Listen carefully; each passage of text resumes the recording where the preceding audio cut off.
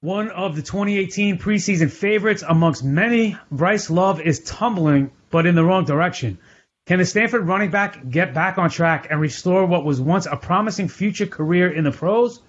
We cover the Cardinal next on our 2019 NFL Draft Profile series hosted by DynastyLeagueFootball.com. The NFL Draft Profile Series, NFL prospects, break it down, let's get it. People's pen and the gridiron scholar, time to do it major. Let's see who running the field, let's analyze the data. Yeah, let's go.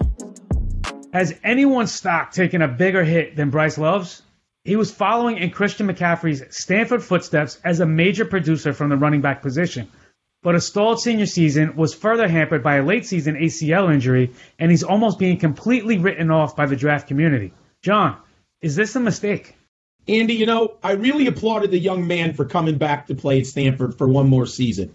And unfortunately, he did get hurt. You had alluded to the ACL injury, and it's a shame because you really need to watch the tape. It's a tale of two seasons. He was so good in 2017. He replaced Christian McCaffrey, who was one of the most prolific runners in college football history. People, if you haven't watched this film from 2017, he was simply spectacular. He was the Doak Walker Award winner, Lombardi Award winner, Pac-12 Offensive Player of the Year, unanimous All-American, and he finished second in the Heisman behind Baker Mayfield. He had 2,118 yards rushing, and he scored 19 touchdowns. Since the year 2000, he was one of only 17 players to exceed 2,000 yards in a season. Some people had him atop their running back prospects last August. That's how high people were on him. In 2018, he entered the season as team captain, and he did earn all Pac-12 honorable mention despite suffering a torn right ACL, and he rushed for less than 1,000 yards. So it's really a shame that we have not been able to see this young man at the combine, and he's still recovering from the injury. Hey, he concluded his Cardinals career as the all-time leader in yards per carry. He was fourth in rushing yards and fourth in 100-yard rushing games. He's a very smart young man in the classroom. He majored in human biology, and he plans on attending medical school after football. So this is a motivated, intelligent young man who has a lot more career goals after the NFL. I applaud him for that.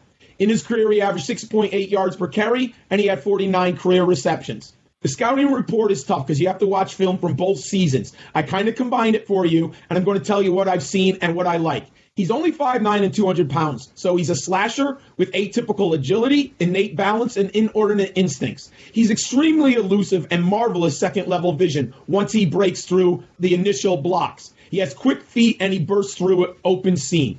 He runs low and overpowers tacklers intermittently. He's not going to lower his shoulder and pound into every linebacker, but when he has to, he will. He's intelligent and he has mental toughness. He was employed in numerous formations and positions, single back, multiple runner, shotgun, and he was actually put as a wide receiver at times.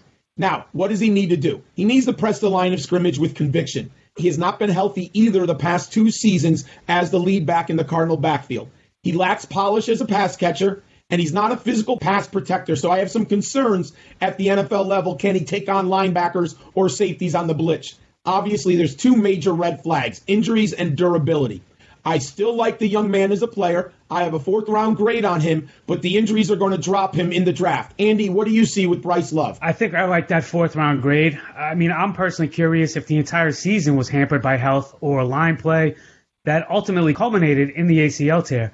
I don't think he was as bad as 2018 showed, but I also don't think he was as good as he appeared in 2017 at the same time. He fits this class of running backs to a T, from the sheer size alone to what he offers. To me, he's better suited as a complementary piece than a featured one, but I think he has the ability to surprise and recapture some of that momentum he had entering the 2018 season.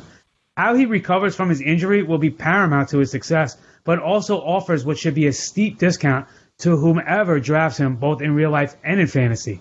Now, he's not going to be able to participate at the pro day. He wasn't able to participate at the combine, but it's rumored that he's been clocked at 4.40 in the 40. That was enough to have Justice Hill's stock spike up with his combine performance based on that 4.40 40 that Hill ran.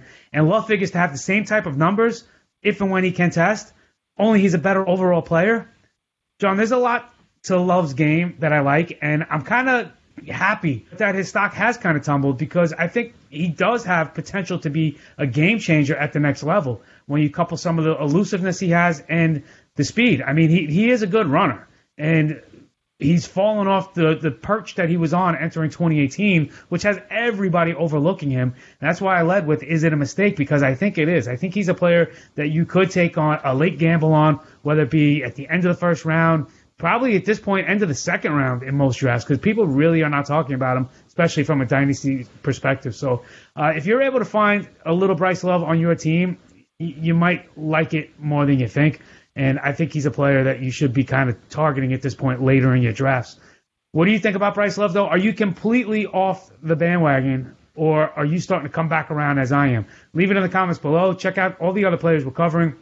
You can see more of John's written work at footballdiehards.com. And, of course, right here on Dynasty League Football, there are a ton of great podcasts and other great articles and all kinds of tools that you can use, such as the player age calculator, and you can see every player in this draft's age as well. And don't forget to check out my newly launched website, expandtheboxscore.com, where you can get a glimpse at every touch of every player from the 2018 season all the way back to 2016. Thanks for tuning in today. Hope you enjoyed this episode, and we'll see you for the next one.